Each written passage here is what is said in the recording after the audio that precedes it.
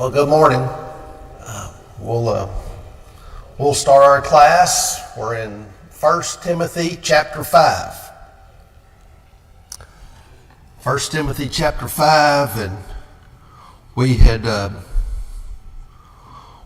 left off going through verse 7, but I can't remember exactly if I said everything that was on my mind when I was going through here or in my notes. I notice one thing that, when you read through this passage, verse 3 all the way through verse 16, you'll see this term, widows who are widows indeed, or sometimes you see it as really widows. New American Standard says actually widows. So how is a widow not a widow indeed, or actually, or really? I don't know if we talked about that, but he's making a distinction between just any woman whose husband has died may not be what he's talking about right here. I think verse 16, and we're going to kind of jump down to that, because I think that helps us understand what he means in verse 3 and verse 5, talking about widows indeed, or widows actually. Verse 16 says, if any believing man or woman has widows, let them relieve them, and do not let the church be burdened, that it may relieve those who are really widows. That's from the New King James. In some translations, they don't say any man or woman. They'll say if any woman who is a believer has dependent widows, she may assist those who are actually widows. So it's not let the church be burdened with them. I'm thinking that what I'm getting from that verse, which kind of helps me on those other places where you see that term, is this widows indeed are widows in need. They're the widows that he's making the distinction, because some widows may be in really good shape, may not need a lot of assistance from the church. They've got family. They're very independent. They're not in the destitute state that he's talking about, I think, when he's using the phrase widows indeed. Now, we all have to realize sometimes people change, usually from the state of being somebody that's very self-sufficient and independent to needing more help as time goes on. Sometimes it goes all the way around. They may start off needing a lot of help, but they may be able to get well established on their own and get in a good situation, and family may be able to step in and help out better. And so they go from being a widow indeed to a widow that's not indeed, or in need, is the way I would understand that. So, but he's wanting him to take care of widows, but not just everybody. He doesn't want this. He's not wanting the church to be like a welfare system for everybody, but he does want the church to care for people that need the help.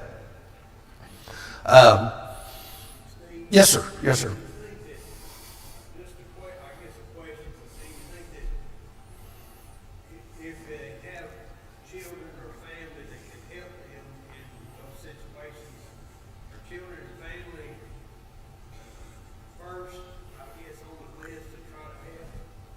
I think that's what we can understand. You see that you kind of combine some of these verses. Verse 4, if any widow has children or grandchildren, let them first learn to show piety at home and repay their parents, for this is good and acceptable before God. Then you see verse 8, if anyone does not provide for his own, especially those of his household, he has denied the faith and is worse than an unbeliever. And then verse 16, which I just read, if any man or woman has widows, let them relieve them, and do not let the church be burdened, that it may relieve those who are really widows. And you see those three 3 verses are kind of saying a similar kind of thing, but he's repeating himself, I think, for the emphasis of it. He doesn't want them to just ignore this, and apparently that was a problem that needed to be addressed, or he wouldn't have said so much about it. You remember Christ dealt with this a little bit, and I don't remember the passage, and some of y'all might be able to help me on this, but how some people were not giving to the temple because they were saying their gift is, I think they used the word Corban, which was kind of like, I've got to set this aside to take care of my parents. And then, after their parents passed away, they kept the money. And he says, you're kind of using that excuse of setting this aside to not assist the temple as an excuse to not give to the temple. And you're saying it's for your parents, but that's not really what they were doing. Y'all remember that passage? I don't remember where that is. I know it's in one of the Gospels, but I'm just not sure where. But yes, families have a responsibility first. And sometimes, situations happen where I've known of church leadership having to reach out and contact the family to say, what's going on? Things don't look good in this situation with, from what we're seeing or hearing about this particular widow. Are you all taking care of her the way you need to? And sometimes, yes, they are. Just things are difficult all the way around. Sometimes they're not able to do as much as they want to do. Sometimes they're almost like leaving a baby at the doorstep. They're just saying, "Y'all take care of her," and kind of an abandoning their parents in the destitute state. That's right. In a situation, if they're able, the church is able, people Sure. are able to assist him, especially in the onset of our Yes. Yes. Yes. There's also, when someone becomes a widower or widow, there's a lot of emotional needs there too. That the family can do the best they can, but they can't do everything. When I lost my wife, my kids were very helpful, but that didn't help that much. My friends then at church, they try to help, but there again, that all falls short because you can't just make some things go away. But the church can help even an immediate widow with a lot of emotional and spiritual help in those situations. But providing the ongoing care is first a responsibility for the immediate family before we look to the church to be doing that. I think it's his point in those different verses. But then this gets kind of interesting. So we read through verse 8, and then verse 9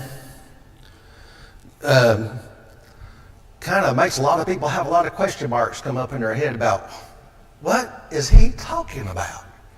This seems kind of odd. Let's read verse 9. Really 9 through 15. Let's go through the whole thing because a lot of these kind of go back and forth, these verses. Do not let a widow under 60 years old be taken into the number, and not unless she has been the wife of one man, well reported for good works, if she has brought up children, if she has lodged strangers, if she has washed the saints' feet, if she has relieved the afflicted, if she has diligently followed every good work. But refuse the younger widows, for when they have begun to grow wanton against Christ, they desire to marry, having condemnation because they cast off their first faith. And besides, they learn to be idle, wandering from house to house, and not only idle, but also gossip and busybodies, saying things which they ought not.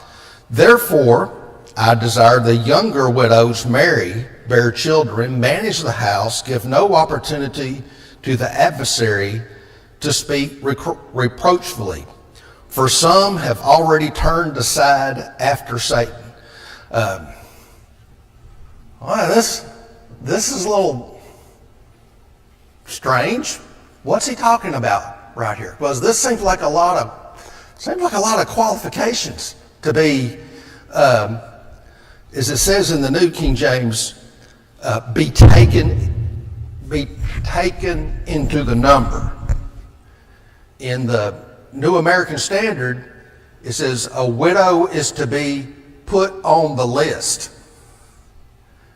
Now, what kind of list and what kind of number is this where they should be 60 years old, has been the wife of one man, which she's a widow, she's not married to anybody, apparently, at this time, so she's only been married to one man.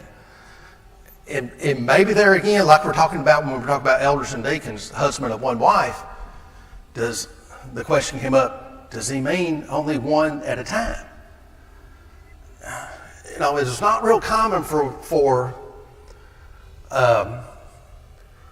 some men in the first century and before may have had situations where they had more than one wife. That wasn't even common at that point. It was earlier in history, but not at this point. It was usually just one. That kind of makes you think, since he's talking here, only one ever. Only one husband that she's had the whole time. All right, there's that question. And then there's a lot of good works, and he lists what these are, reported for good works, and he lists some of them. Brought up children, well, what about those that don't have children? Those are the ones that might be widows indeed, or in need, because they don't have children. All right, so but if she has brought up children, they're saying here, she can be on the list or taken into the number. Wash the saints' feet, relieve the afflicted, diligently followed every good work. Okay, sounds like a really good person who's 60 or older, been married one time. Then he's saying, put them on the list or take them into the number. And then, It's not just talking about marital status as much as it is that she is emotionally now destitute. She doesn't have a mate. She doesn't have. She probably at that age will not remarry again, possibly. But she's a great Christian woman, and I think it's just a call to arms to the church to help her out in any way they can. okay, and then he's saying, not only take them into the number, then he also talks about refuse. Here's some to turn away and not. And here it says, you can see verse 11, in the New American Standard, it says, but refuse to register young widows. Refuse to register. Usually you think of a registry, you think somebody's signing in a registry, they're getting in an official list. For when they have begun to grow wanton against Christ, they desire to marry. So he's saying the younger ones, well, they'll want to get married. So what's he talking about? Now, you can see somewhat, we have talked about widows indeed, widows that were in need of some kind of support for their livelihood. Food, clothing, shelter, these kind of things. I'm kind of not sure that's exactly what he's talking about in this list, but I'm not sure. I'm not going to be dogmatic one way or the other, because there's a lot of qualifications here that a lot of widows may not qualify for, and then the implication would be, well, you can't help them. Well, for instance, someone who has become a Christian, say, late in their 50s, and they become a Christian, and then they become a widow, well, they might not have the history of all these good works in their lives, but they're a good person now. They're doing what they can to be a Christian the best they can, but they don't have that life history of it. What about someone who's 57, 58, 59? Well, sorry, you're under 60, so you're not on the registry. But that could be a very needful situation too, if we're talking about need. I'm not sure we're talking about just someone in need of help with this. He very well may be talking about a special group of women dedicated to a work in the congregation there at Ephesus where Timothy is. We don't read about any kind of special group or special work like this in any other passages, I think, that would help shed light on what he's talking about. Some will look at this and say, "Oh, he's talking about nuns." The thing is, nuns don't fit this either. The way the Catholic Church has nuns, they start being nuns when they're very young. They're not widows, indeed, or haven't been the husband of one wife. They're not married when they become nuns. So that's not what he's talking about either. So it's a little peculiar, and I think we have enough information here to know that we don't know enough about what this is talking about. I think it might be a unique plan of work for the church in Ephesus to get experienced women who are widows to help in a work of the church that they would be especially good at. Now, that might be helping younger women. It might be helping with orphans, possibly. I'm just guessing because it doesn't say either one of those. It may be help in service of the church, in having them all look after each other in a way. I'm a little perplexed by it, but I think some things here are interesting, that we do kind of see the kind of things that Paul says, these are really good things. And I think any woman in the church, it would be good to look at her life and say, she's brought up children, she's lodged strangers, washed the saints' feet, relieved the afflicted, diligently followed every good work. Those are a lot of really good qualities that we look for in women and people in the church to have. Yes, sir.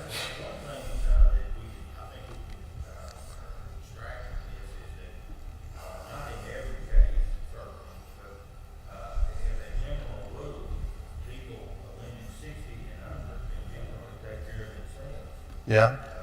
Especially the younger ones. Right. And I think under 60's being thrown into that younger women. But to think that the church can't help them do anything. I mean, when they go to customers that don't have any children, they're devastated. Yeah. But it doesn't need to be an ongoing thing. I mean, Yes. Yeah. work, you need to go work. Right. Now he talks here about the younger women, those to refuse to register but refuse to women. And then he says, verse 11, when they have begun to grow wanton or to wax wanton, I think as it says in the King James, against Christ, they desire to marry, having condemnation because they cast off their first faith. Now that sounds kind of, all right, well, they get married. Just because they get married means they're casting off their first faith? Why is that so bad, getting married? We might have that question. Now, we learned a little bit more about this. I'm going to read from the New American Standard 20. which kind of translates some of these words a little differently and helps us, me, with a couple of points here. It says, refuse to register younger widows for when they feel physical desires alienating them from Christ, they want to get married, thereby incurring condemnation because they have ignored their previous pledge. Now, ignoring your previous pledge doesn't sound as harsh as casting off their first faith. Casting off their first faith, you're thinking, well, they're just totally leaving the church and everything to do with Christ altogether. Ignoring their previous pledge kind of goes back to this list I think we're talking about, or this registry, in that when women get on this list or registry or taken into this number, apparently I get the idea they're making a pledge to do that work. And if the younger women get married, they're pulling themselves away from that work toward their husband. Also, I think it helps us, these two verses right there, help us understand this, as it's translated in the King James, wax wanton. I remember thinking, what is wax wanton? I never, that was a term you don't hear a whole lot about.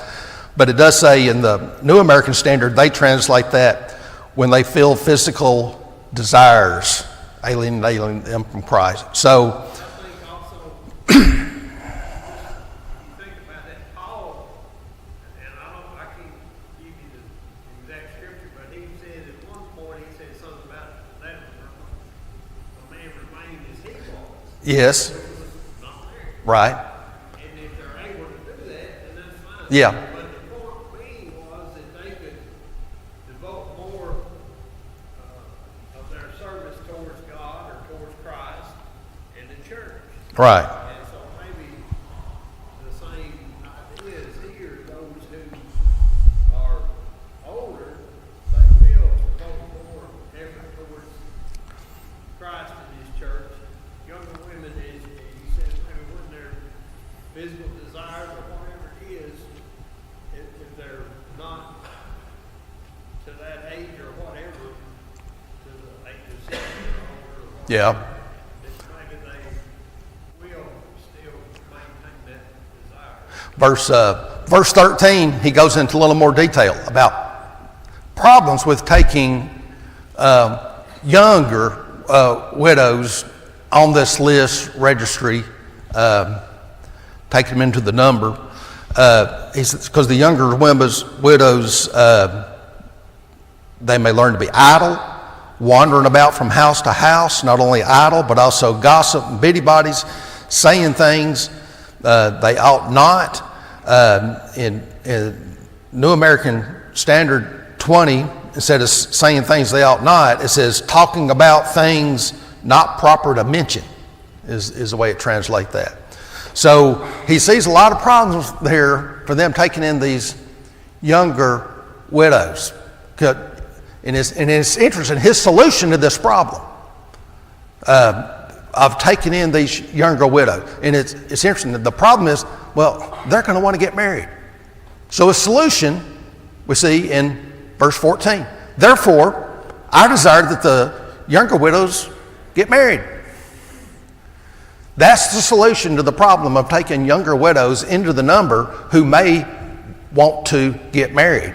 Because if they want to get married, they're going to forsake this pledge that they're making to be a part of this list.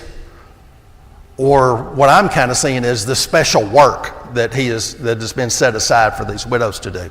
So he wants them to get married, verse 14, bear children, manage the house, give no opportunity to the adversary to speak reproachfully. This opportunity to give adversary to speak reproachfully, he doesn't want people saying negative things, bad things about them or the church. So to stop these rumors and suggestions from happening, just younger widows get married and bear children if they can. Verse 15, it's already been a problem. It says, some have already turned aside after Satan. So apparently this has already been an issue with this list or this registry that he's talking about. Some have already created this problem. So that's his solution. They get married. Then verse 16 kind of re-says those things we said in verse 5 and 13 that we talked about a minute ago. If any believing man or woman has widows, let them relieve them. Now, in the New American Standard, I say if any woman who is a believer has dependent widows, she must assist them and the church not be burdened. So some looked at, well, why is he talking about women? I think a lot of times the care for widows often falls on women to care for the other, those who are widows. I think might be the reason in some translations you see, and this is from the manuscript. Some manuscripts said woman and some said men and woman. I forget the NU text omits man. So some of the texts included the man, some did not. So they may assist those who are actually, the church may assist those who are really widows. All right. I said this is kind of an unusual passage there about dealing with caring for widows and all. And we don't see anything like it that I can see in other places in to this detail. That's why I think it's not just talking about care. I think there is maybe some other kind of special work they're being set aside for. But it's interesting seeing a lot of his suggestions to keep things in proper order, to keep the church from being harmed, and to look out for the souls of the people who are involved. All right, verse 17. Really verse 17 and 18 kind of go together. We're shifting gears here. Now we're talking about elders. Let the elders who rule well be counted worthy of double honor, especially those who labor in the word and doctrine. For the scripture says, ye shall not muzzle an ox while it treads out the grain, and the laborer is worthy of his wages. You can see that in Luke 10, verse 7. There's a passage about the laborer being worthy of his wages, similar, and I think it's interesting that he's referring back to that as scripture.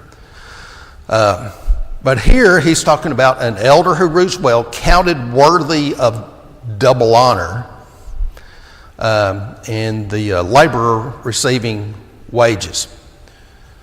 So it's, I think, generally understood what's double honor. Well, it's not just, you honor them, and then you honor them really, really good is double honor. I think he's talking about compensation for them performing their work as an elder. I think he's authorizing that to happen. Now, does it happen very much? We're at Central, we're not paying the elders to serve as elders. And it's rare that you do hear about an elder receiving compensation for serving as an elder. But it's not wrong. I think he's indicating right here that it would be fine. I have heard of some congregations who have had an elder who was paid in that, one, he may not have a lot of source of income, but he is working really hard for the church. It might be a good idea to help him help his family if he's doing all this extra work over and above what the others might be doing. It's not something we run into very often, but I have seen that some places, and it seems like it works some places, and some places it might not. But I think it's certainly something authorized that could always be considered doing dependent on the particular situation. Because being an elder takes a lot of time. And sometimes that can dig into what the elder is doing for a living. Especially like if they're self-employed, or if they're having to take off from their work an exorbitant amount of time, that could harm them financially from doing so. And so they could be compensated for that work. Most of the time that I've in my life that I've noticed, most of the guys that choose to be elders are of such a humble nature that they would never do that. Most would not, but I have seen some that, because something that they have been involved in over the last few months, just found themselves, they're hurting because of what all they've been involved in the church. Sometimes it's a temporary thing to help them till they're able to get things geared up again at their nursery or whatever they're doing to get back to where they need to be. I'm not saying that it would be wrong. I'm just saying Yes. that I've never. Most of them are just of such a humble nature that they would not do anything because the church has to spend money on them. That I have seen elders that outwork the rest of them. Yes, right. Drive all over the place and spend their own gas and stuff. And I think those guys. I wouldn't see a problem with elders being paid, but that's just my opinion.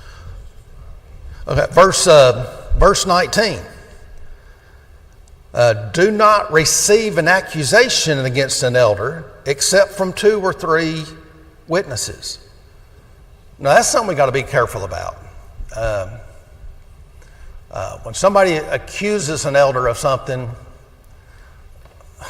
sometimes we can't act on it quite as quickly as we might on somebody else. In that, we don't need to just jump on every rumor. Now, sometimes you can say, and I've seen a situation, not terribly long ago, where they said, this elder is wrong about this and teaching false doctrine. Well, instead of getting in the middle, you might just suggest, we might need to have some teaching about this topic and see if it gets cleared up before this gets to be an issue. And sometimes that can take care of a problem without it having to repeat an accusation or to take that accusation further than it needs to be. And sometimes you realize, it's taken care of. But sometimes it can be a problem with an elder. And you look at the next verse, verse 20. Those who are sinning rebuke in the presence of all, that the rest may also fear. So when an elder is involved in sin, it needs to be taken care of publicly. We don't need to just sweep it under the rug and act like it didn't happen and say, that was just a private, and doesn't need to be just overlooked because of the harm that can come to the church because of things like that. Verse 21, I think is also related to this. Verse 21 and 22, I charge you before God and the Lord Jesus Christ and elect angels that you observe these things without prejudice, doing nothing with partiality. Do not lay hands on anyone hastily, nor share in other men's sins. Keep yourselves pure.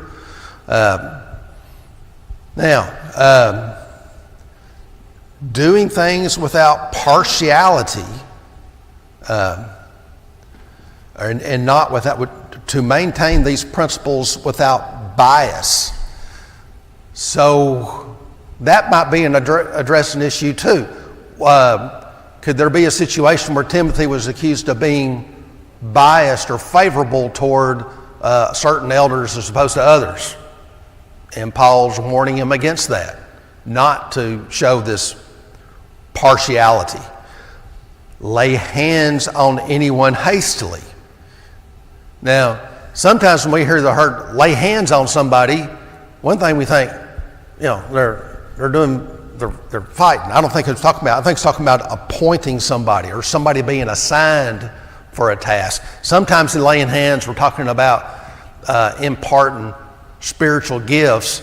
From the context here, since he's not talking about spiritual gifts, I think he's talking about getting someone appointed to a work. Don't lay hands on anyone hastily. And hastily is too quickly. And I think this is in the context of an elder. You don't want to get someone in that spot too fast because it's more of a problem taking care of an elder that's wrong than it is just to keep them out of there to start with. Sometimes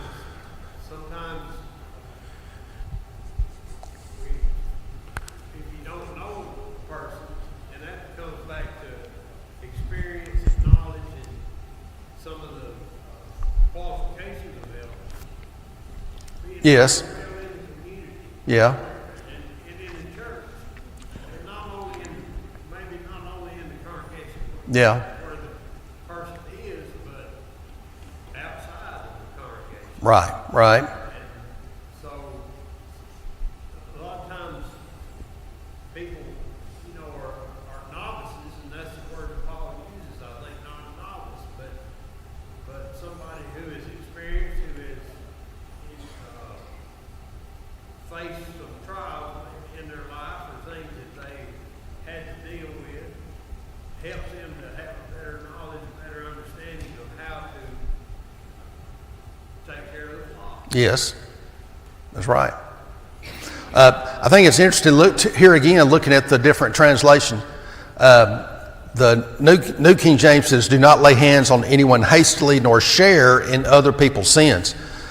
I think it's interesting the way this is translated, the New American Standard. "Do not lay hands upon anyone too quickly, and thereby share responsibility for the sins of others." So, I get the implication is if you appoint someone too quickly, you could be sharing the responsibility for the problems this elder creates by being in that position. So back off on that being too quickly a little bit. Verse 23 is no longer drink water, but use a little wine for your stomach's sakes and your frequent infirmities. Now, in the English Standard translations, it puts that verse in not parentheses. Yeah, the brackets, the brackets around it, as if it's kind of stuck in there. Because you look at the way this flows, verse 22, it almost seems like it goes right into verse 24. It's like 23 is just kind of, I don't really understand the flow of it right here, because to me 24 ought to come after 22. But that's just me until I understand it better. Because you read 22, don't lay hands. Oh, that was fast. That wasn't 5 minutes. All right, we'll pick up there at verse 22, 23 next week. We'll get right there.